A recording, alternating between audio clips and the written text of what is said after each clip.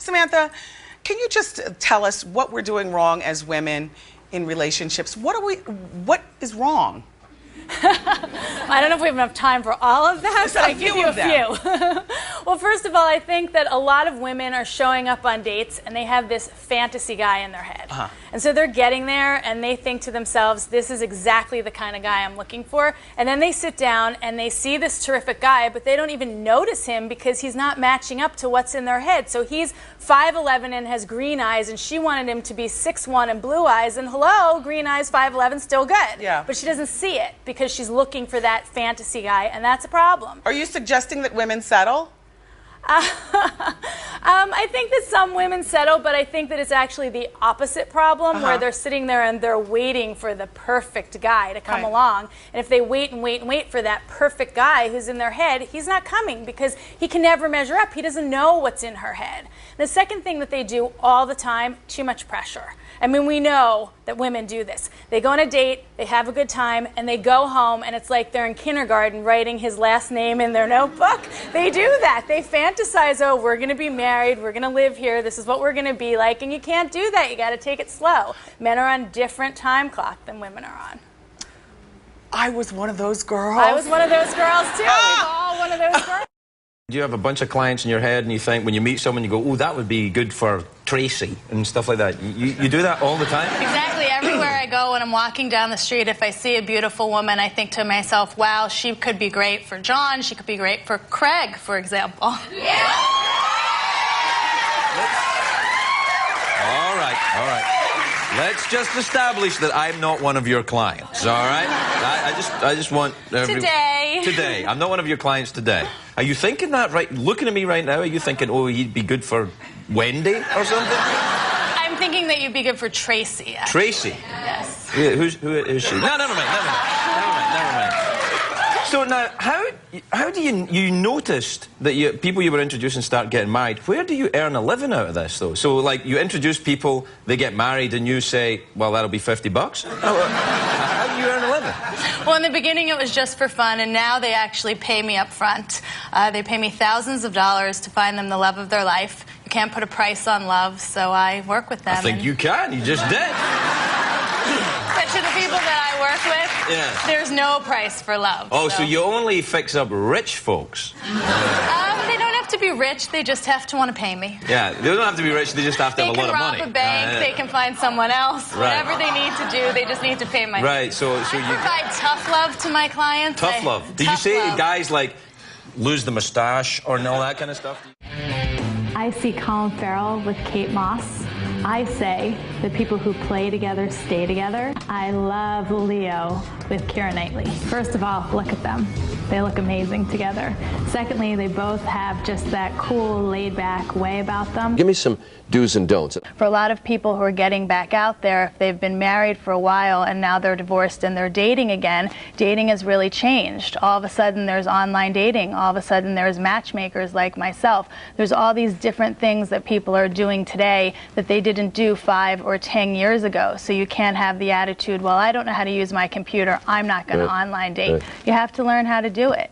You also have to just be comfortable in your new status. You don't want to feel like, oh, I'm a divorced woman, I have that scarlet letter.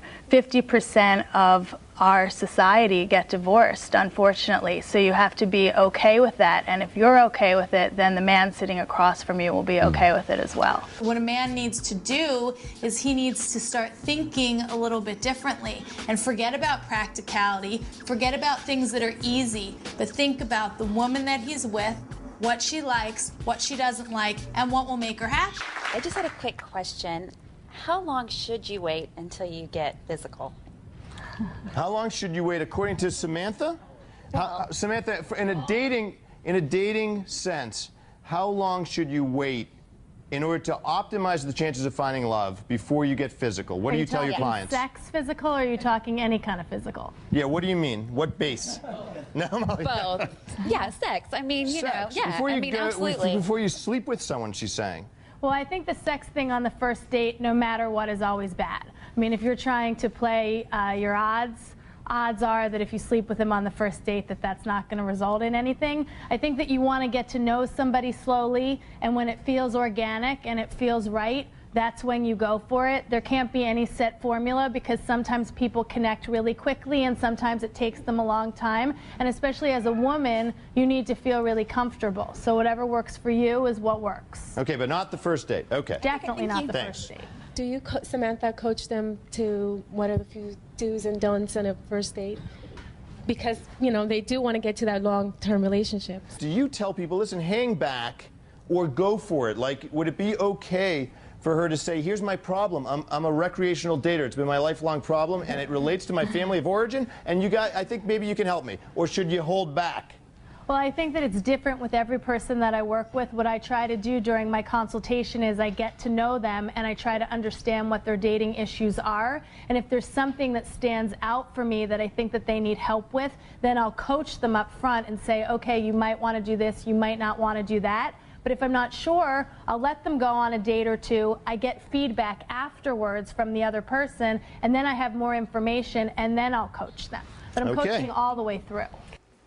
Hi, I'm professional matchmaker Samantha Daniels, and live from the Big Apple, this is The Wendy Williams Show. And on today's show, sizzling hot topics. Nick Cannon and Mariah Carey, they are renewing their vows for a third time. Is there trouble in paradise? Plus, Halle Berry's big breakup. Why can't she hold on to a man? And parents, is it wrong when you make girls do different chores around the house than the boys? How you doing? How you doing? A dozen red roses is not always a romantic gesture for every woman across the world. Some women like flowers, some women don't. Email can be okay, but only in certain circumstances. What circumstances? Well, I think that if you've been out with someone maybe 1 time or 2 times, it's fine to say, I don't want to see you anymore over an email. But if you've touched that person, then I think you need to use the personal touch and break up with them in person or by phone. If you touched that person. If you touch them like this, so that's or a little bit more than that, then I think that it should be more personal, because the truth is this is your personal life. It's not business. It's not like you're shutting down a business deal. It's not like you're announcing a promotion. It's not like you're resigning. Yeah, this you're is breaking up in a relationship, somebody that you've been with, somebody that you care about, and you owe them that. Samantha, when you hear this, how does your mind as a matchmaker filter the information? Well, I think that with Todd, he's obviously in the beginning stages of wanting a relationship. He's probably going to take it a little bit more slowly. I think that with Alex, he wants someone really smart, and so that's important, but at the same time, he wants to have that chemistry. And then I think that our last bachelor, that he's looking for kind of the whole package. He wants to connect on different levels and start with the friendship and take it to the romantic level. So they're all a little different. I'm wondering, do people sometimes fib with you? Do you sometimes have people coming in saying, I want her to be smart, and you find out she's supposed to wear a bikini? Like Monroe, right, is like this learned gentleman, and what he really says on the date is, no, she had to be hot.